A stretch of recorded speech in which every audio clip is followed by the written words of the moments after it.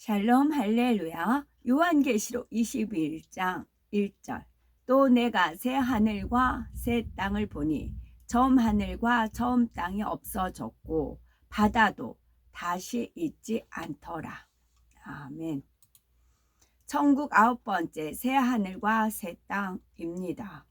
구원받은 영혼들이 상급 심판을 통해 들어가는 천국의 기본 환경에 대해서 살펴보겠습니다. 요한계시록 21장 1절에 또 내가 새 하늘과 새 땅을 보니 처음 하늘과 처음 땅이 없어졌고 바다도 다시 있지 않더라 했는데, 처음 하늘과 처음 땅, 곧 지구가 없어졌다는 것일까요? 그렇지 않습니다. 백보자 대심판이 끝나면 지구는 지금의 위치에서 없어지나 완전히 없어지는 것이 아니라 다른 곳으로 옮겨집니다. 만약 하나님께서 지구를 완전히 없애버리신다면 하나님의 자녀들은 구원받아 천국에 있다 하여도 마음 한편에 약간의 아쉬움이 남을 수가 있습니다. 지구는 하나님의 자녀들에게 제2의 고향이므로 때로는 가보고 싶은 마음이 들 수도 있지요.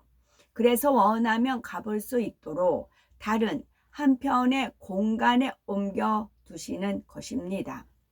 이처럼 구원받은 자녀들을 위해 섬세하게 배려하시는 하나님의 사랑이 천국 곳곳에 깃들여 있습니다.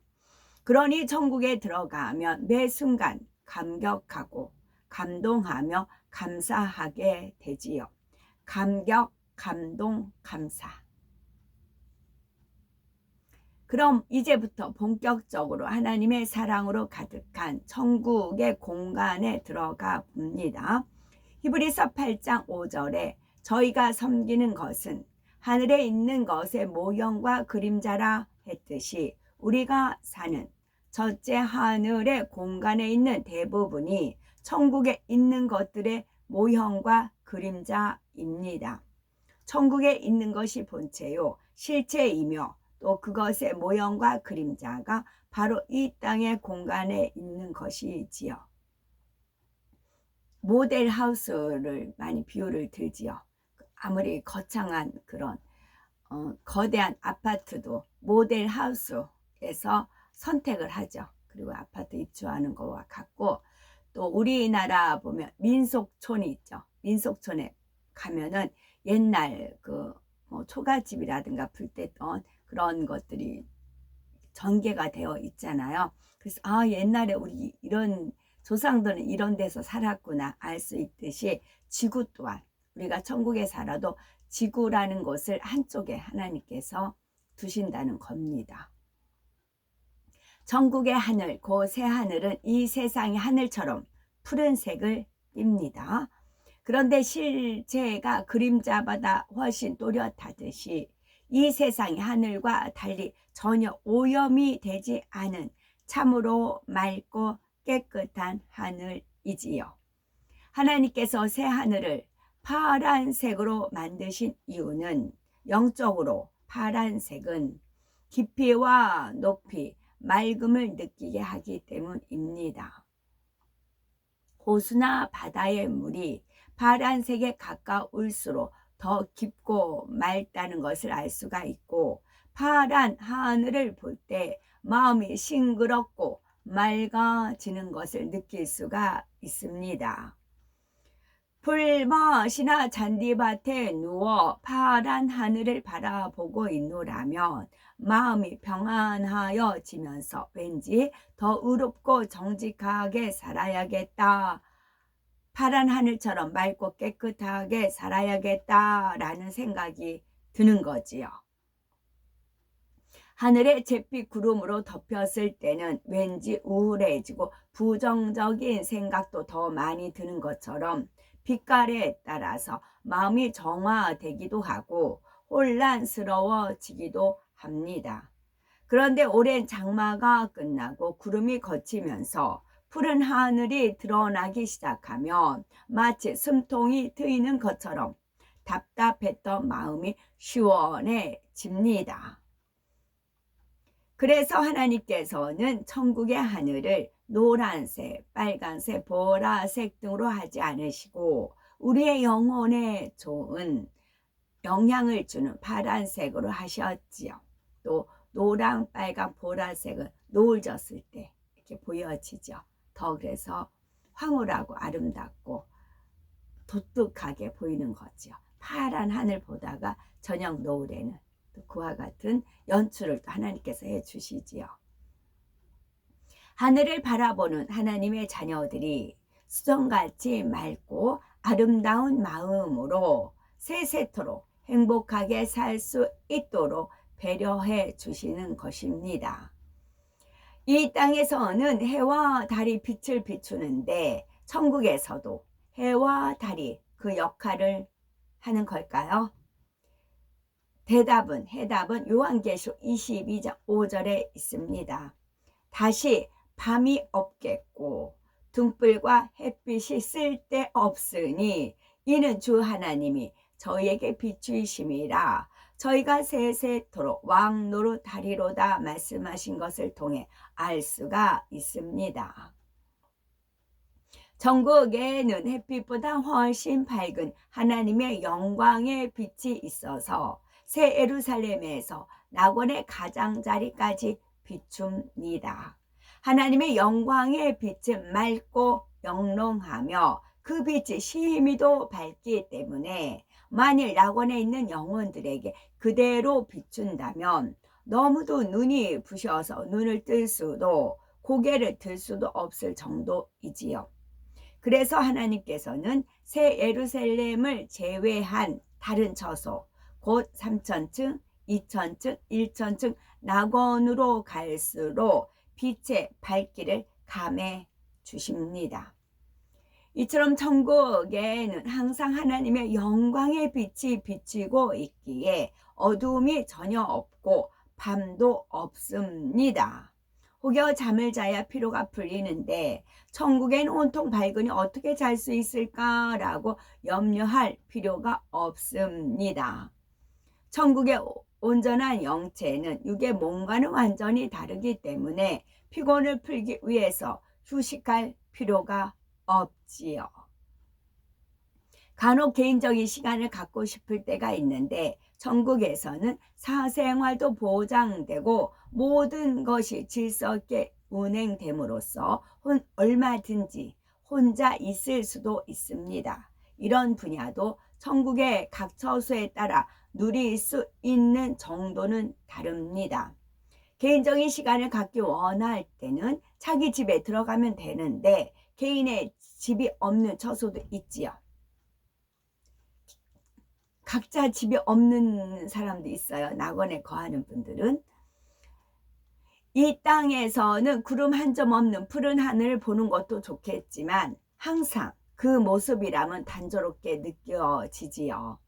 때로는 솜털처럼 새하얀 구름이 두둥실 떠가는 모습이나 석양에 붉게 물든 모습 혹은 구름들이 수시로 모양을 바꾸는 것을 보면은 더 아름답습니다. 하물며 천국의 하늘은 얼마나 더 아름답겠습니까? 하나님께서는 천국의 하늘에도 구름을 두어서 아름다움을 더하는 하나의 장식품과 같은 역할을 하게 하셨습니다. 이 세상의 하늘에 구름이 펼치는 장면보다 훨씬 아름다운 장면을 얼마든지 만들어낼 수가 있는 것이지요. 또한 구름은 천국에 사는 영혼들의 마음에 행복을 더해주는 역할을 하기도 합니다. 예를 들어서 새 예루살렘에 들어간 어떤 영혼이 하늘을 바라보며 아버지 하나님의 사랑을 생각하고 찬송할 때 수종드는 천사들이 주인의 마음을 헤아려서 구름으로 하트 모양을 만든다든지 아버지 사랑해요 라는 뜻의 글씨를 만들 수도 있습니다. 이처럼 천국의 구름은 장식품과 같은 역할을 할 뿐만 아니라 3천층 이상의 처소에 들어간 영혼들에게는 또 다른 특별한 용도가 있습니다. 천국은 천체의 움직임에 의해서가 아니라 하나님의 능력에 의해서 봄, 여름, 가을, 겨울이라는 사계절이 조성이 됩니다. 하나님께서는 사계절이 필요 없지만 하나님의 자녀들을 위해서 두신 것이므로 우리는 계절마다 아름다운 자연 정취를 느낄 수가 있지요. 그렇다 해서 천국에서도 여름의 더위를 겪고 겨울에는 추위에 떨어야 하는 것은 아닙니다. 사계절의 구분이 있지만 춥지도 덥지도 않으면서 하나님의 자녀들이 살기에 가장 적합하게 되어 있지요. 그래서 겨울에 이 땅에서 겨울에 이렇게 눈이 내리면 저는 이게 이제 천국에 눈이 내린 걸 연상을 해주세요. 그럼 천국은 눈은 내리는데 이게 작은 보석이에요. 이게 막 보석이에요. 그래서 이게 이 땅에서도 그래 이렇게 내리다가 이렇게 보면 천사들이 이게 이렇게 내린 눈을 이렇게 받들어 가지고 올려요. 천사들이 날아가면 같이 올라가요. 그런 모습도 이제 은혜를 주시거든요. 천국에서 눈이 내리는데 이 눈이 우리가 이제 기억에 남는 혼속의 기억에 남는 눈이에 펄펄 눈이 내립니다. 천사들이 내려 이제 뿌려줍니다라는 그런 노래가 있듯이 눈인데 이렇게 보면 보석이에요. 막 이렇게 내리는데 이 보석이에요. 그래서 저는 그런 은혜를 주셨기 때문에 올 겨울에 눈이 내리죠. 그럼 이 눈이 천국에서도 이 눈이 내리는 그런 각도로 보시면 눈 하나하나 눈 내리는 것이 이게 보석화되는 그리고 눈 모양이 다 틀리다고 하죠. 육각형 모양으로. 그래, 그런 은혜를 더 맛보시면 더 은혜가 돼요. 천국에 대한 소망이 더 크고요. 또 비 또한 마찬가지예요. 이게 보슬보슬 내리는 비라든가 그러면 그런 것도 천국에서 내려요. 그러나 내리는데 옷은 안 젖어요. 하나님께서는 사계절이 필요 없지만 하나님께는 사계절이 필요가 없지만 하나님의 자녀들을 위해서 두신 것이므로 우리는 계절마다 아름다운 자연 정취를 즐길 수가 있습니다. 그렇다 해서 천국에서도 여름에 더위를 겪고 겨울에는 추위에 떨어야 하는 것은 아닙니다. 사계절의 구분이 있지만 춥지도 덥지도 않으며 하나님의 자녀들이 살기에 가장 적합하게 되어 있는 것이지요. 그래서 스키도 탈 수 있다는 겁니다. 지금 스키는 이 땅에서는 좀 그래도 생활에 여유 있는 분들이 스키 타지요. 스키장에 가면 뭐 음식값 엄청 비싸다고 그러더라고요. 그러나 이 땅에서 상급사면 본인 집에 스키장이 있어요. 스키장. 그래서 그러니까 본인 집안에 사계절을 즐길 수가 있어요. 수영장 있고 스키장 있고 또 뭐 말탄 승마장도 있고 그리고 그래요. 그래서 천국에서도 가을에 단풍을 즐길 수가 있고 겨울에 눈 내리는 전경을 볼 수도 있습니다. 단풍을 즐긴다고 하니까 천국의 나무들도 가을이 되면 시드나 보다 라고 오해해서는 아니 되옵나이다. 천국은 영의 세계이기에 썩고 변질되는 육의 것은 전혀 없으며 나뭇잎이 시들어서가 아니라 하나님의 능력으로 아름다운 단풍 자체가 생성되어서 가을의 정취를 느끼게 하는 것이지요.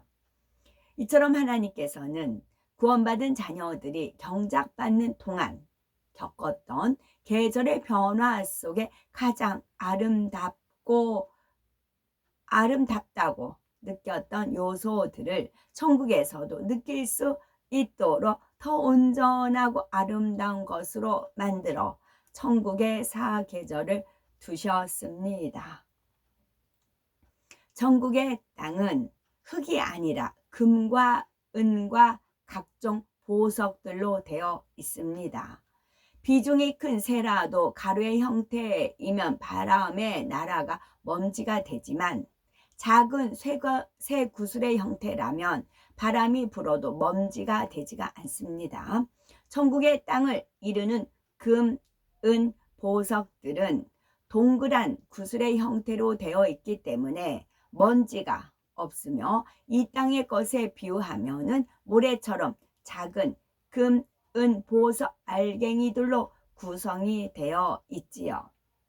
이 세상의 땅은 썩고 변하는 흙으로 만들어져 있으므로 결국 인생의 허무함, 사망을 알게 해줍니다. 이러한 깨달음을 주시기 위해서 이 땅을 흙으로 만드시고 그 안에 심어진 식물도 결국 썩고 죽는 과정을 허락하신 것입니다. 그러나 천국은 진리요 영원한 세계로서 땅과 길이라 할지라도 모든 것이 영원히 변치 않는 것으로 되어 있습니다. 이 땅에 식물을 심으면 자라는 것처럼 천국의 금, 은이나 보석으로 된 땅에도 식물이 살 수가 있고 이 땅과 달리 썩지 않으며 영원히 생명을 유지해 나갑니다. 그러면 천국의 길은 어떠할까요? 천국의 모든 처소에는 공통적으로 정금으로 된 길이 있습니다. 물론 처소에 따라서 정금의 재질에서 나오는 빛은 차이가 납니다. 천국의 정금은 이 땅의 순금처럼 무르지 않고 단단하지만 정금길을 걸을 때는 매우 부드러운 느낌을 줍니다. 게다가 천국은 먼지나 더러운 것이 없고 닳아서 없어지지도 않으므로 아무리 많은 사람이 걷는다 하여도 훼손되지가 않습니다. 정금길 외에도 처소에 따라서 꽃길, 보석길 등 다양한 길들이 있지요. 이 땅에서도 흙길을 걸을 때와 잔디밭을 걸을 때, 자갈길, 아스팔트 길을 따라 걸을 때 느낌이 다르듯이 천국에서도 느낌이 다르고 걸을 때의 행복도 다릅니다. 또한 에스컬레이터나 무빙워크 같은 기계 위에 그냥 서 있기만 하면 위로 올라가기도 하고 앞으로 진행하기도 하듯이 천국의 길 중에도 그냥 서 있기만 해도 하나님의 능력에 의해서 저절로 움직이는 길들이 있지요. 이 땅에서 어느 공원은 그 신발을 신으면 안 되고 맨발로 걷는 그런 산책길이 있더라고요. 그래서 맨발로 이제 길을 걷다 보면은 또 어느 한 중간 쪽에는 자갈밭이 있어요. 자갈도 크고 작고 둥글고 뭐 그래서 그 발지압이라고 하더라고요. 그 자갈밭이 또 있어요. 그렇게 형성이 됐듯이 이 땅에도 그렇잖아요. 그러니까 이 땅은 천국의 그림자 모형인 거예요. 천국도 역시 마찬가지예요. 그리고 각 처수에 따라 그러니까 자기가 상급을 쌓으면 많이 쌓으면 집안에 꽃길이 있고 보석길이 있고 그러니까 부자들은 그 집안에 온갖 것을 다 갖춰놓고 있잖아요. 부자들만 사는 아파트도 역시 마찬가지죠. 아파트도 그 안에 가면 온갖 아름다운 정원과 조경시설 뭐 연못에 뭐 그렇게 다 조성이 되어 있잖아요. 그래서 이 땅에서 돈 하는 이유가 그 좋은 환경에 가서 누리고 살려고 그러지요. 아무리 그런다 할지라도 억만금을 쌓아놓고 그런 환경에 있다 할지라도 100년이라고요. 100년. 그러나 우리는 이 땅에 썩을 것을 심고 썩지 않을 것을 거두는 것입니다. 하루하루 삶을 항상 주님 이제 그 하나님 나라는 먹고 마시는 것이 아니고 성령 안에서 의와 화평과 희락인가요? 그렇게 돼 있잖아요. 그래서 그렇게 삶을 사시면 상급이 쌓이면 집안에 꽃길도 주어지고 보석길도 주어지고 연못도 주어지고 그런 것입니다. 이 세상에서 가장 가치 있는 것으로 여기는 금, 은, 특히 남자분들 같은 경우는 이제 집안에 보면 여자분이 안주인이라고 하잖아요. 그래서 음식을 만들어도 여자분들이 본인이 좋아하는 음식을 만들고 남자분들은 아무래도 하지 않고는 그렇게 권위 내세우지 않고는 그 집안을 즐기지 못하시는 것 같아요. 여자분들이 주인이고 그런데 천국에 그러면 남자분들이 마음껏 주인이라고요. 수종은 누가 들어요? 천사들이 수종을 들어요. 가만히 있어도 내가 책을 읽고 싶다. 어떤 책을 읽고 싶다. 막 마음에 품었어요. 근데 분이 딱 있어요. 천사가 갖다 줘요. 그리고 내가 나 지금 포도 먹고 싶어. 남자분이 그렇게 생각을 해요. 그러면 천사가 와서 포도를 딱 대기를 해요.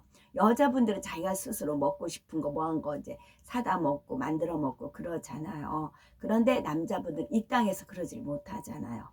그래서 서열이 높은 분들이 24장로가 다 남자분들이에요. 여자분들이 극히 드물어. 왜? 이 땅에서 너무 많이 누렸거든. 본인들이 주장하고 오히려 받들어 섬기는 게 아니고 너무 본인들이 누렸잖아요. 지네 주권을 너무 여권을 너무 신장을 시켰잖아요. 그러니까 당연히 받을 게 없어요. 하나님 말씀대로 남편을 머리로 섬기고 돕는 배필로 섬겼다면 그 섬기는 손길에 따라서 상급이 주어지지만 뭐 그런가요? 별로 그렇지 않은 분들이 많지요. 그러니까 여자는 별로 없어요. 상급 높은 차원에. 대신에 낙원 1천층은 바글바글해요.